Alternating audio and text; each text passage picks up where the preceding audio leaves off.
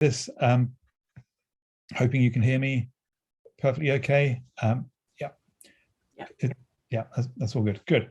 All right. So let me get going. So I'm talking, as was said, about disability, social inequality, and structural injustice. So these are huge topics in their own right. But what I'm going to try to do is to bring them together to explain some of the research interests I've had maybe over the last 20 years or so, and things I'm still working on now. So nothing I say I regard as finished. Everything is a work in progress. So any questions and feedback will be much appreciated as I develop these themes in my future work. So the topic of disability is one I started thinking about as a philosopher perhaps 20 years ago or more, when there hadn't been very much work by philosophers on the topic. It's much more frequently discussed now. New books every year are being published, though it's still something of a relative minority topic. And what I want to think about is how a just and equal society would treat issues of disability. Now, we need to start somewhere, and maybe starting with some sort of intuitive definition would be worth doing. And I think if you're not an academic, if you haven't thought a lot about disability, and you are asked to define what disability means, if that question was just put to you, I think most of us would think about disability in terms of impaired functioning of some sort. Maybe the first thing that would come to mind would be someone who is in a wheelchair, say, so impaired physical functioning. And if you remember, if you think about the international sign for disability, it's a little curve, a person sitting in a little curve. So when we think about disability, the first thing we think about is someone with a type of physical impairment that stops them getting around the world the way that others can. So this gives the idea of something like disability as impaired physical functioning relative to what human beings normally expect to be able to do. So philosophers sometimes talk about this as normal human species norms.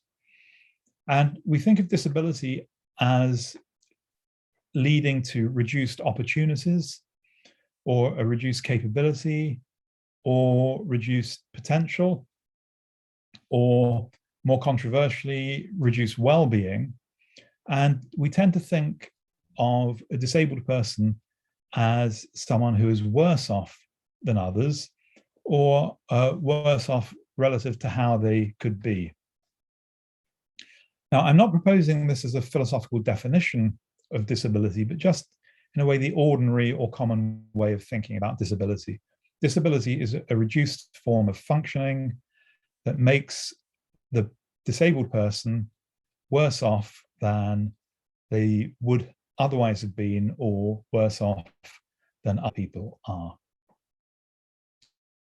Now, how should we refer to people with disabilities? What language should we use? When I started working on this topic, it was not uncommon to see words like cripple being used, or the term handicapped. And handicapped was thought to be a type of better euphemism than terms like cripple. So we don't see philosophers using terms like cripple. That is out of date now, that is seen as stigmatizing. But what about the term handicapped? Is the term handicapped acceptable, or is it problematic? Now, in some of the literature, people have thought about the etymology, the origin of the word handicap, think where it comes from.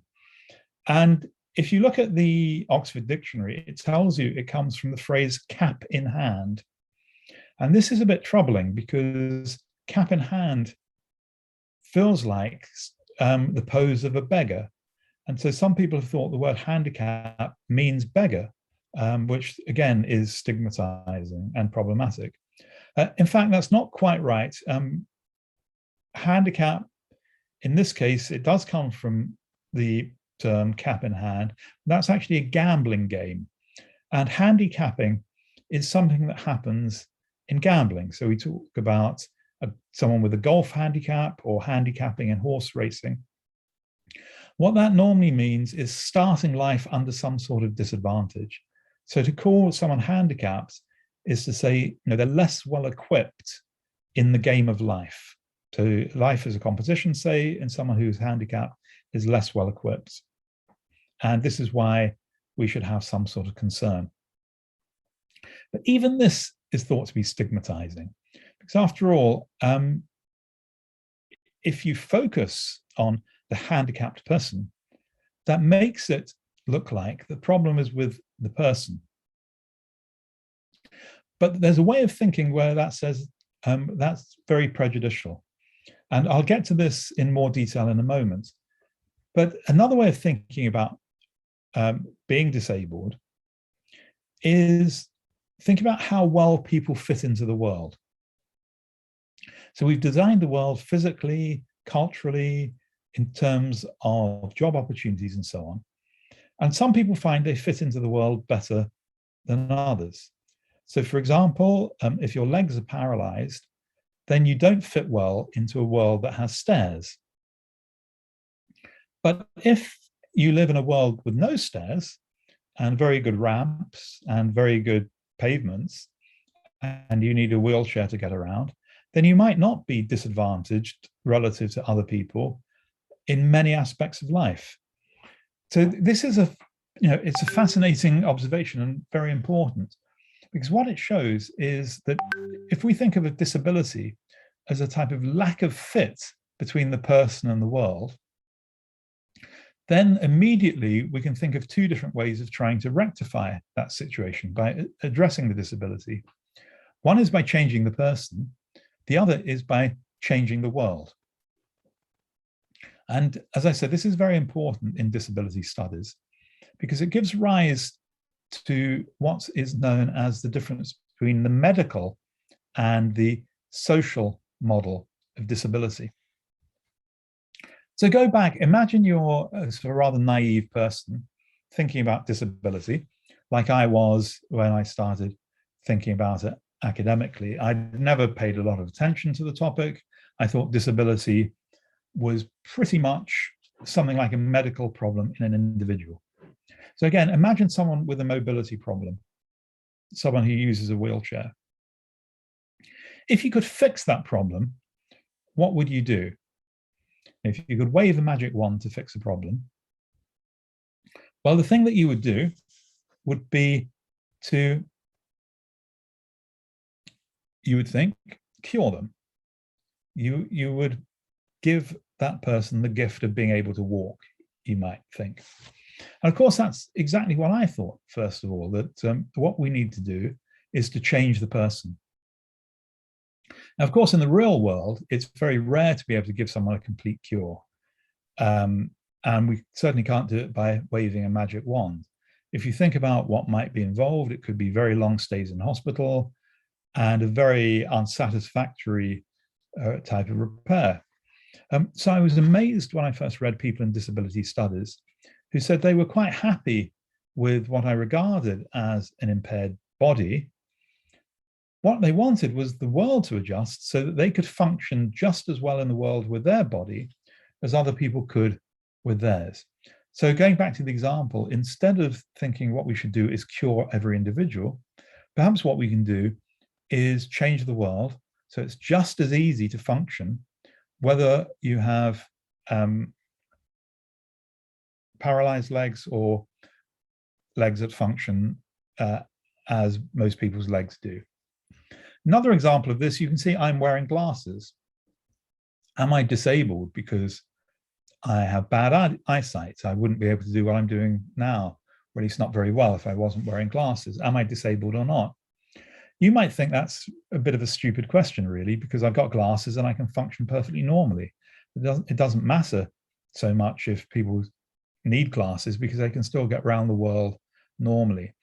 So what we've done in this case is find a way of allowing everyone to fit into the world without curing their disability, that we've compensated for it in a functional way. That may not be the best example, but let me give you another example.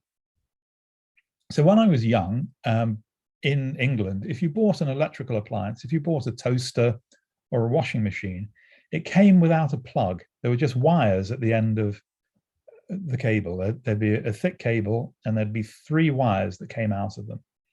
And they were colored red, green, and I think it was black, and I'm not quite sure about the third one, but it was definitely red and green and another color. At some point during my childhood, the colors of the wires changed and they became blue, brown, and the third one had 2 colors on it. It was in a spiral, green and yellow. So anyone who's looked at the wires, who's unplugged a plug or looked at a bare cable that comes from their lamp or something, they'll now see these 3 colors: blue, brown, and the spiral green, yellow. Now, I didn't give any thought to that, but why did that change? Why did that change?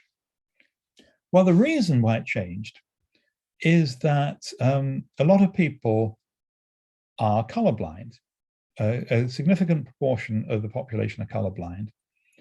And the most common form of colorblindness is to confuse red and green, is not be able to tell the difference between red and green. Now, if you have a wiring pattern where the live wire is red, as it was, and the neutral is green, this is a disaster for anyone who's colorblind. They can't change their plug because they could make a very dangerous mistake. By changing the colors, it's much less common to be a blue-brown confuser. And so it should be possible for people to change their plugs, even if they're colorblind. So this is quite a banal example, but it's also fascinating, because what we've done is we've found a group of people who had a disability. They were suffering from a disability, we might say, that stopped them being able to do something. What did we do? Well, we couldn't cure their colorblindness, but what we did was change the world a little bit, change standard wiring on a plug, so that people who formerly couldn't change their plugs were able to. So what we did is we made a change to the world. Now, the social model of disability says this is what we have to do for people with disabilities. Instead of trying to cure disability, we should think of disability like perhaps race or gender. That is, if we, as a society, suffer from racism, what we don't do is try to change the color of everyone's skin. What we do is try to change society, social attitudes, opportunities, prejudice, so that people of all colors and races can function just as well. And so people who believe in the social model of disability think we ought to be able to change society so that whatever your bodily characteristics, whatever your mental characteristics are, you ought to be able to live just as well as everyone else. So this feels almost like a utopian dream, but it may well be a dream worth thinking about and aiming at. Can we rearrange society so that whatever your attributes, whatever your physical and mental attributes are, whether you're regarded as disabled by other people, even by yourself, you will be able to live in that world just as well as other people. So that is really, I think, the sort of the holy grail of thinking about disability. Is it possible? Is it possible to remove disability, not by putting people in hospital, not by giving them cures, not by giving them special training, but by changing the world? And you can see that we have done a certain amount of this. You'll see on my Zoom screen where I work behind me, the Blavatnik School of Government in London, in Oxford. And you'll also see that it's a very modern building. It was built about 5 years ago. And it was built to be as accessible a building as it possibly can be. So in lots of buildings, particularly older buildings, there are stairs everywhere, little 3 stairs here going up, a little platform, and then 3 stairs going down again. For whatever reason, people used to build buildings with narrow passageways or stairs, as I said, or things that were difficult to get around if you used a wheelchair or if you were blind or had some other mobility problem. What our architects did is build the building so that anyone in a wheelchair can get into any room without having to go upstairs. There are lifts everywhere. Similarly, there are ways of navigating if you're blind using a stick and so on, that nothing is too confusing. So there are ways of changing the physical design so that you become accessible to everyone. And in a way, this is what modern planning is about. The older the building, the more difficult it is for people with disabilities to navigate, typically. So we're beginning to design disability out or design disability into our landscapes so that people with disabilities can function just as well as everyone else. And this is what the social model is trying to do.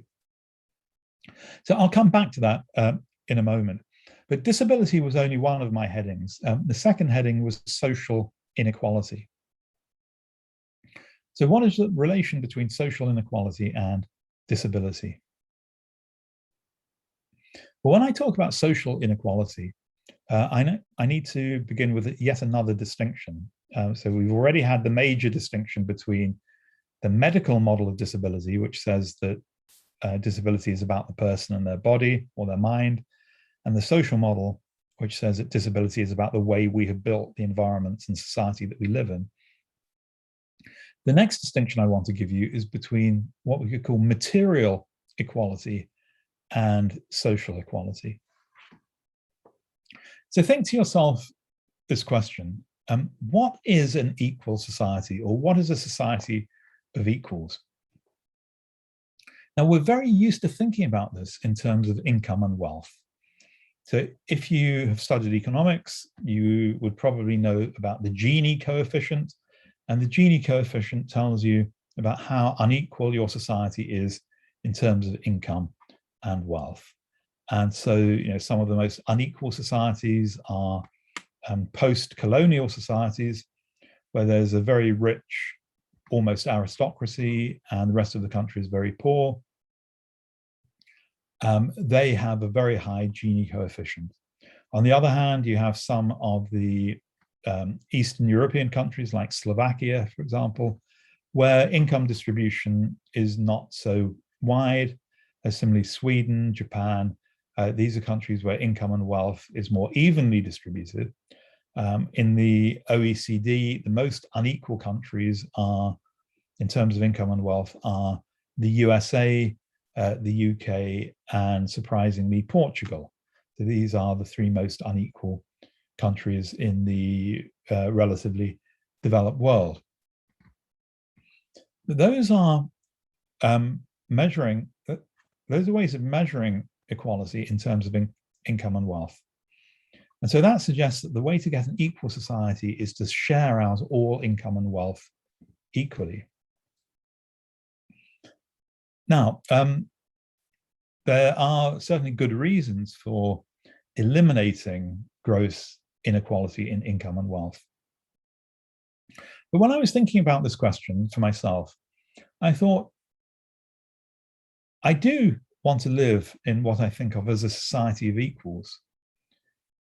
But is that the same as a society in which wealth and income is distributed equally?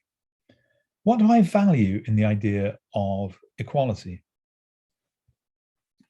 And I realize that for me, it's not all about income and wealth. Income and wealth are important. But in the words of the German playwright, poet Bertolt Brecht, in an equal society is one where you don't look up to people and you don't look down at them. So on this view, things like hierarchy or snobbery are problems from the point of view of equality. Class division, caste division, which of course will be important in some societies, particularly in India. These are the things we might think that are more important, or at least equally important, than money and income and wealth. So the idea of social equality is the idea of a society where everyone is treated as an equal to other people.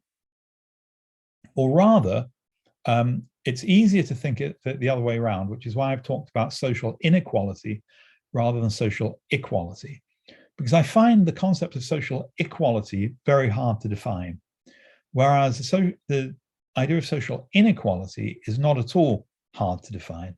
So if one person or one group is exploiting another, or looking down on another, or a group is excluded, or a group is manipulated, or a group is marginalized, these are all ways in which there will be social inequality. So these are forms of social inequality where some people take a superior position and other people take an inferior position. Now, when we think about the inequality that people with disabilities suffer, it doesn't seem to be so much about income and wealth. It could be. I mean, it could be that typically people with disabilities are poorer. That makes sense. It's harder to earn a living. It's more costly. So people with disabilities have less disposable cash because they don't get so much cash and have to spend it on necessities. But when we think about the inequality that people with disabilities suffer, it's more like a form of discrimination. As I said before, maybe it's more like a form of racism or a form of gender inequality, that people are given fewer opportunities, they're looked down on, they're not treated as a full member of society, they're treated as a type of second-class citizen. And so what it would be to achieve a society of equals is not only redistribution of money, but something else. So what is that? Well, one of the most important things is the ending of stigma for being a person with disabilities. Because in our society, in all contemporary societies, disability leads to a type of negative social attitude to you. It can be very strong or it can be much less strong. It can be overt, it could be covert. So for example, I had a friend, this person is still a friend of mine, who has dwarfism. He's very, very short. And he found that he would avoid being in the street at certain times. In particular, he didn't like being around school children, because school children very often made fun of him or pointed at him or insulted him when he was in the street. So he much preferred being on the street when school children weren't there, because it was stigmatizing. And he's someone who's very accomplished. He's a professor. He's on television all the time. But even this person, who has so much going for him, just felt uncomfortable around school children and indeed many adults. So if he goes into a pub now, he sees people staring, he sees people pointing, people talking behind their hand like that about him. He's stigmatized. He can't be treated as normal because of the way he looks. I'm sure people who've suffered from racism or sexism in various contexts are also very conscious of this fact of being looked down on or ignored or treated as some sort of second-class person. So that's what I mean by stigmatization, treated in a way in which excludes you or others you or makes you feel like an outsider or that you don't belong. So what can we do about this? Well, this is something that we need to think about both on a philosophical level and on a practical level. So what sort of concepts, what sort of theoretical approach would be beneficial, and what sort of changes to society should we make in order to end the stigma and the social inequality of disability? Well, I don't know how many of you are philosophy students here, maybe not very many, but I'm going to assume that at least some of you are not, and that you will not all be familiar with the work of the American philosopher John Rawls. If you haven't heard that name, his surname is spelled R-A-W-L-S, and he wrote a book, very important book, called A Theory of Justice. Now, Rawls didn't discuss disability. He deliberately left it aside as a topic. And if anyone's interested, we could talk later in the question and answer session about why Rawls didn't discuss disability. But Rawls came up with a very interesting way of thinking about justice, which we can use in the context of disability. And that's what I want to explain to you now. So Rawls has this idea, I'm going to give you a simplified version of it, called the veil of ignorance. And Rawls says, imagine you are in a situation where you're trying to design the rules for your society. You want to design the principles of justice for your society. You're asked to do that. But you don't know a lot of things about you. So let's take it slowly. So let's start off. Suppose you don't know whether you are male or female, but you want to design a society that is good for you, however you turn out. So try to do this very simple thought experiment. Imagine you don't know whether you're male or female. Would you have designed society like the society you live in now? Well, any woman who is thinking about the thought experiment, I think you're probably shaking your head, thinking, no, I'd make this change, this change, this change. Any man may have to think a bit longer and think about, well, if I was a woman, would I like the way that this sort of thing is set up in my society? Would I like the way that it is just assumed that women will do the bulk of housework? Would I like the fact that women typically get paid less than men? Would I like the fact that women typically look after children? Maybe I would like that, maybe not. So these various things you'd think about. If you were redesigning society without knowing whether you were male or female, would you design it as it is? You take it further. Imagine you're designing society without knowing which social class you belong to, or in India, which caste you belong to. If you didn't know which class or caste you belong to, how would you design society? Would you design it like the one you're living in now? Probably you wouldn't. Or if you didn't know the color of your skin, or if you didn't know whether you were going to be intelligent or less intelligent, if you didn't know whether you were going to be energetic or have some sort of energy sapping disorder. You go through all of these things. So let us now come to our main question. If you didn't know whether you're going to be disabled or not, would you design society as it is now? Well, almost certainly you wouldn't. You'd have a different transport system, for example. You'd have one that was much more accessible. So this idea of the veil of ignorance, and I can see Rebecca has just put something in the chat about it.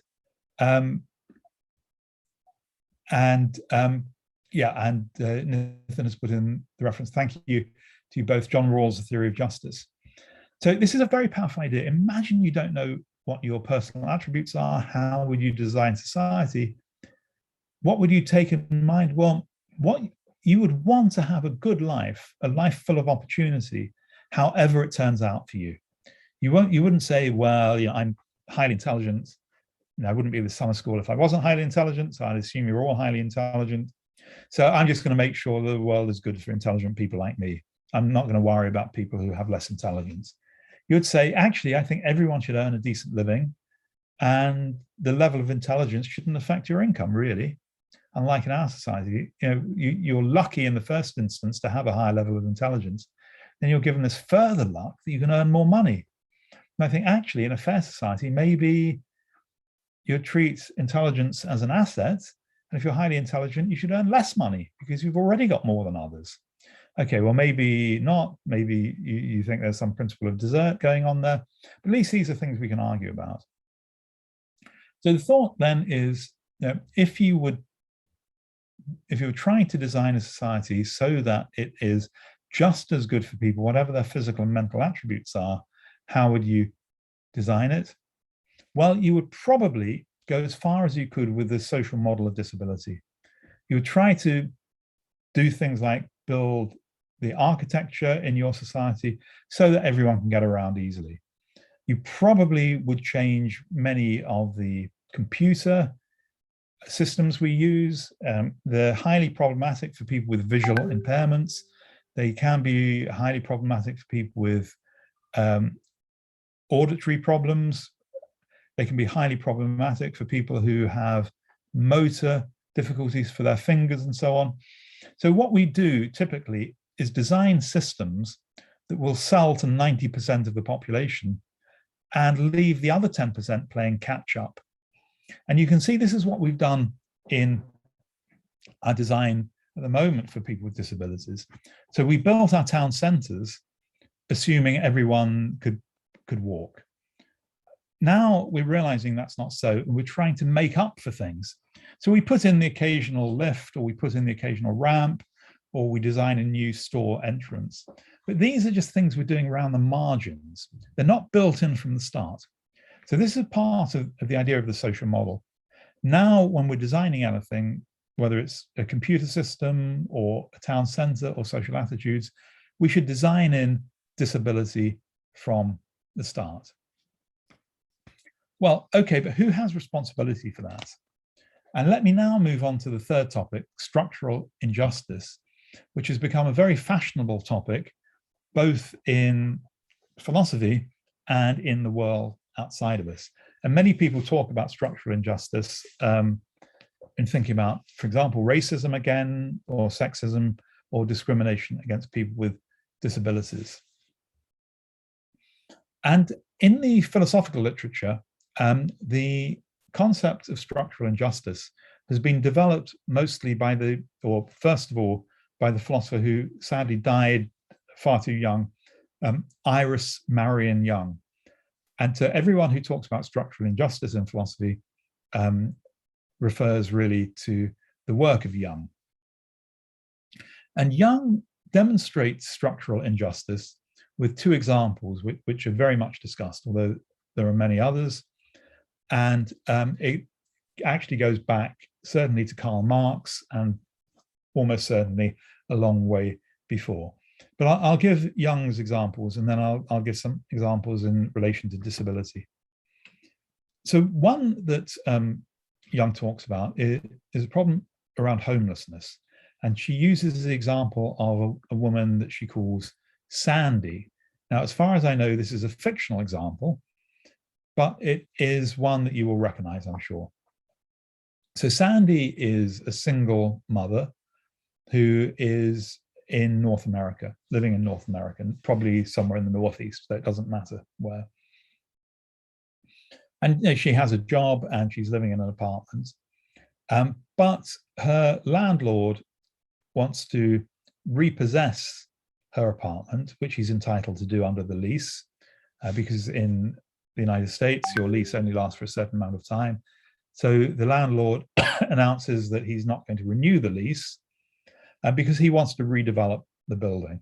And he wants to redevelop it because the area is now much more fashionable. And if he redevelops the building, he can get a lot more money for the apartments there. So Sandy at first doesn't mind too much. You know, it's just a place she's living in, and she thinks she could easily get another apartment. But then when she starts looking, she realizes that rents are higher than she expected. And so she can't get an apartment near her job. And this is a problem. You know, she's a single mother. She has to take a child to school. She has to commute to work, short commute. Her apartment is convenient, although it was a bit expensive for her. She's looking for another apartment, but she can't afford it. So she's getting desperate now. So she has to maybe move further out. So she looks for apartments outside, but everyone wants a deposit and she doesn't have the deposit. And also, if she moves further out, she'll need a car for work. So she has to spend her money to buy a car for the commute. And the story is, I haven't given you all the details, but the general idea is one little thing and another little thing and another little thing and another little thing means in the end that Sandy has nowhere to live. She's evicted. Maybe she lives in her car like some Americans do. Maybe she's living on the street. Maybe she has to sleep on someone else's sofa, but she becomes homeless. Now, it seems to many of us that she has suffered an injustice in this. There's no reason why she should become homeless. She hasn't done anything wrong. She's just a single mother on a low income trying to get by. And she, through no fault of her own, she loses her the place that she's living in and can't find another place. So that feels like an injustice, but who's responsible for it? Now, you might say it's the landlord, but the landlord says, no, he hasn't done anything wrong. He was perfectly entitled to end the lease at the end of the year. Yeah, maybe he has shareholders, maybe it's a small company, he has shareholders he's responsible to. I mean, he's running a business. Any business has a duty to make a decent profit. And so it was just his ordinary life. This is encouraged by society to maximize profit for your business. He was just doing an ordinary thing as an ordinary business. It's not his fault. Well, why have prices gone up? Well, because young people on higher incomes are moving into the area. The area is getting gentrified. So is it their fault they're moving in, all the gentrifiers? Well, they're going to be horrified. They're saying, no, we're moving into the city because we want to help make the city a vibrant place. Maybe it was a bit run down. We're bringing money in. We're doing a good thing. We're not doing a bad thing. And so on and so on. So everyone will say, everything I did was perfectly justified. And we might agree with that. Everything was perfectly justified. But what has happened is that it's led to a situation where an innocent person suffers an injustice. So this is the idea of a structural injustice, where someone suffers from an injustice, but you can't say it's your fault, that person's fault, or that person's fault, or even these 2 or 3 people's fault together, because they're doing things they're all doing things which are normally expected of them. Iris Marion Young's other example, a bit more controversial, is sweatshop labor. And so there are many parts of the world where labor is very poorly paid, in very bad conditions, making sneakers for the American market and the UK market and elsewhere. We all buy these goods at high prices. Are we responsible for the sweatshop conditions? I mean, it's an interesting question. You might say you're a little bit responsible, or you might say, well, I'm not responsible at all. I'm just buying these goods. It's not my business how they're made. It's the business of the company or business of government. And everyone can say they're just doing what's normally required of them. But somehow there's an overall pattern that emerges, which is good for most of us and bad for some people who suffer terribly as a result. So this is the idea of structural injustice. So how do we see disability and structural injustice going together? Well, let me start with a rather mundane example. And this comes from a travel in the United States. So if you were traveling in the United States maybe 20 or 30 years ago, and you used a wheelchair, you would have a real problem finding a hotel. Because you have cheap motels as you're traveling by the highway, but those 30 years ago, 40 years ago, had no accessible features. They might have had little steps going up, no lifts, and for some people, it was just impossible to be able to use those rooms. And as a result, perhaps they had to go to more expensive hotels or not even take the trip. So there were people who were seriously disadvantaged because hotels did not fit their needs. Remember this idea, to be disabled is to not fit in the world as well as other people do. And at that time, it was a time in the United States where it was very difficult as a disabled person to travel, except at great expense. So then there came a time when hotel rooms, hotels, either by law or through a change in the business plan or just out of goodwill, started having some accessible rooms. Now, this is interesting because it then meant that people who were traveling could go to a hotel with accessible rooms. And often there was no higher charge, even though the rooms had to be a little bit bigger. But still, there was a problem because it felt stigmatizing to ask for an accessible room. So you'd phone up and say, could I book a room, please? And I need one with a wheelchair accessible bathroom. Some people found that a difficult conversation because of the stigma around disability. So what happened next was that a number of motel chains converted so that all rooms are accessible. So you no longer had to identify as disabled in order to book or find a room with an accessible bathroom. So you think this, okay, maybe this is the solution. We just make everything accessible. Well, maybe that is a solution, but there are some problems with this. So I've been talking mostly about physical disability and immobility, but that's only one type of disability. And it's actually very hard to make things universally accessible. So a former colleague of mine at UCL was very interested in universal design. He's an engineer. And what he wanted to do was work out ways in which we could make the street environment accessible to everyone. And he had, amazingly, he got a big grant and he had a warehouse where he had a type of simulated urban environment where you could do things like change the heights of the pavements or the slopes until you could simulate different types of environments and have people with different disabilities coming in to see how well they got round. And he said there was there was a problem he never managed to solve. And problem is this. First of all, imagine how you would design the city if you were a wheelchair user. So you'd want a lot of ramps. You wouldn't want hard edges. You wouldn't want a pavement that's 6 inches higher than the road, for example. So you'd want everything smooth and graduated. Now imagine you're blind and you navigate with a stick. What do you want? Well, what you want are hard edges, graduations, the edge of pavements, and so on. You want to be able to feel your way clearly with your stick. So in other words, the type of pavement that is good for people in wheelchairs is very bad for people who are blind, and the other way around.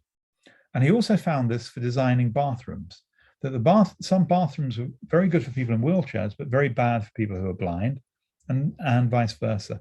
So the idea that there's a single way of designing everything that's good for everyone is very difficult, maybe impossible. I wouldn't want to say it's absolutely impossible, but it takes a lot of ingenuity. Also, it's very expensive. It can be very expensive to have fully accessible bathrooms. So maybe the right thing to do is to go back to a situation where hotels have some accessible rooms and some that are normal. And that brings the price down for everyone, but getting rid of the stigma. So saying, I'd like a bathroom, I'd like a hotel room with an accessible bathroom is rather like having a preference for a sea view or a quiet room or a non-smoking room and so on. So it's just a preference like any other. But there we have to get beyond the stigma of disability to make that possible. And maybe we're beginning to do that to some degree in some societies. Okay, so we can see that putting things together, what I want to suggest is that the way societies treat disability at the moment, it creates a social inequality between people with disabilities and people who don't have disabilities.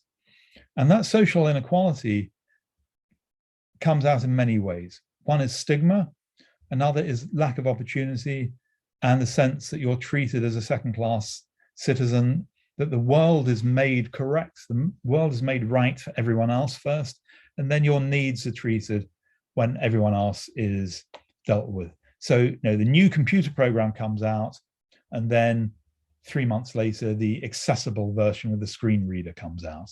You're treated as something to be dealt with afterwards, after the main consideration has been given to others. And you can see why commercially people do this, but from a moral point of view, there's no justification. We also can see this as a structural inequality, and that there's a sense in which no one is acting badly. If a company is just trying to make money for their shareholders, they're doing what you expect a company to do. It's a side effect that some groups will be excluded or marginalized as a result of that. And that's a structural inequality. But I want to dwell a little bit more about structural inequality and how this works out. And what do we do about it?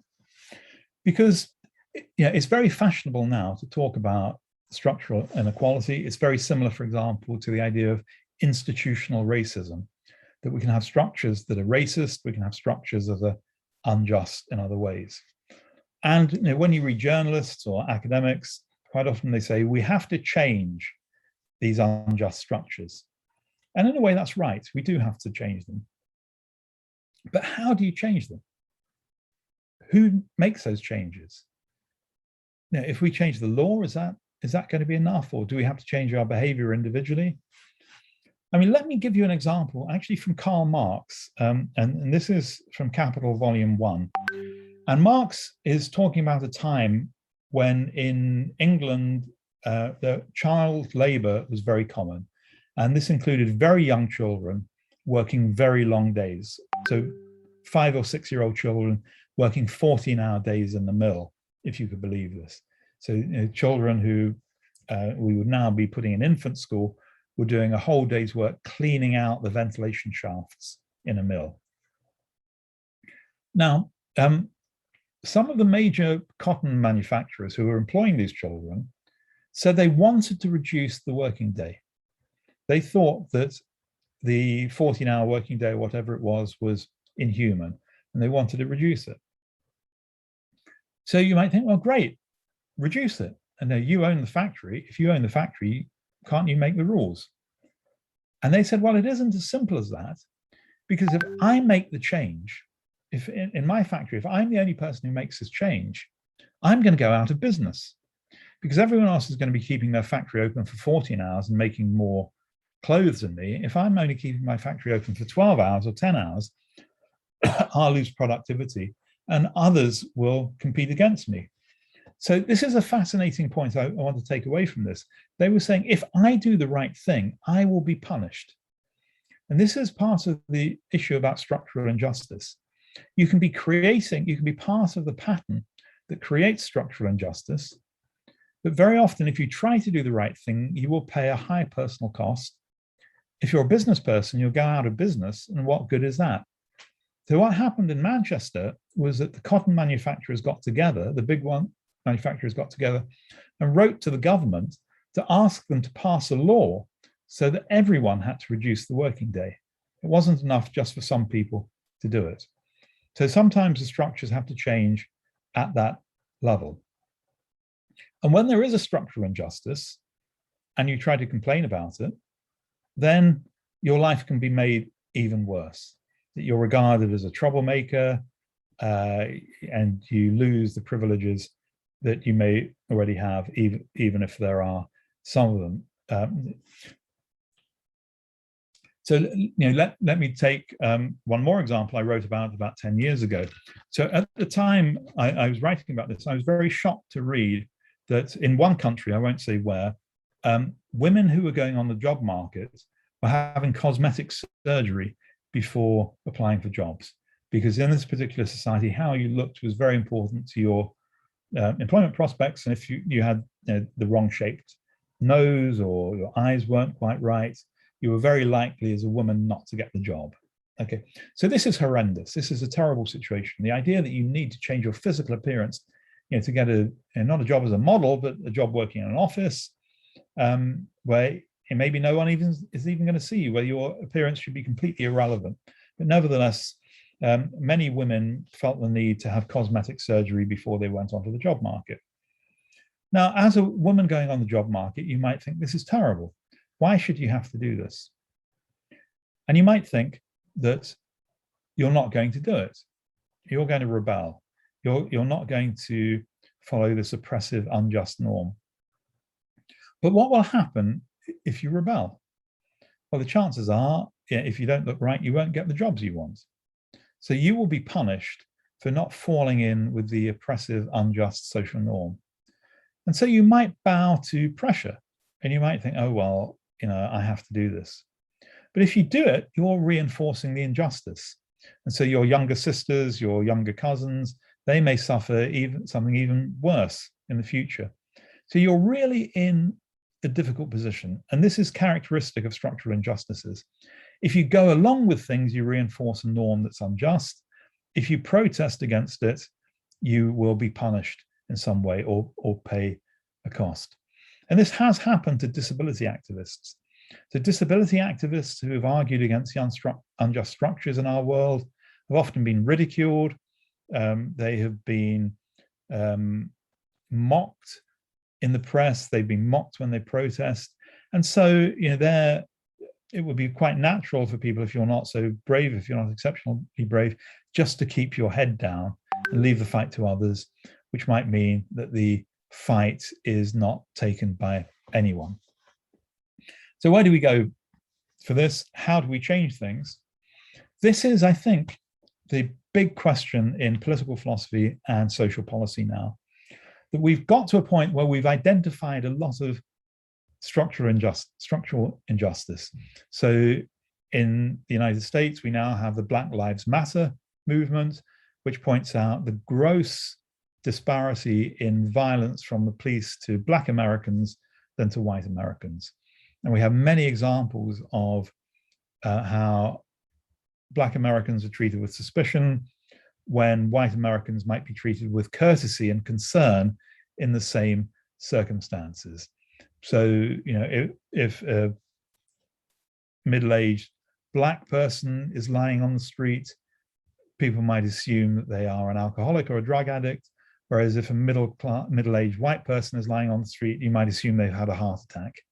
So for one, you might step around, the other, you might go to their aid, for example, even if they're in exactly the same circumstances. There've been many experiments that have shown this. So we know we live in a racist society, and many of us, even when we try not to be racist, probably fall into the same patterns inadvertently. What do we do about it? Well, telling people about it isn't enough. We all know about it. Changing laws isn't enough because many of these things are illegal already. How do we change those patterns? This is, I think, the stubborn question that we need to face up to and be very imaginative. And here, it may well be that the power of argument is only one thing, that the power of example is maybe more important. And it's bizarre to say this, but maybe we need celebrities to step up. We need celebrities to show how anti-racist, how anti-misogynist, how pro-disability they are, and to overcome the stigmas. And to some degree that is happening now, maybe more than any time in recent history, but we need to go much, much further than we're doing at this point. So I have talked enough. I hope there are things that have got you thinking, questions you might want to ask. I'll hand back maybe to Rebecca now to tell us what happens next.